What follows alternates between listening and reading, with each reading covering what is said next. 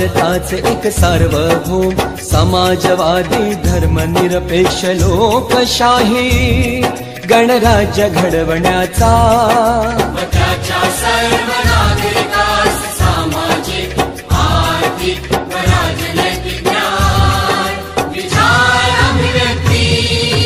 विश्वास श्रद्धा व उपासना यांचे स्वातंत्र्य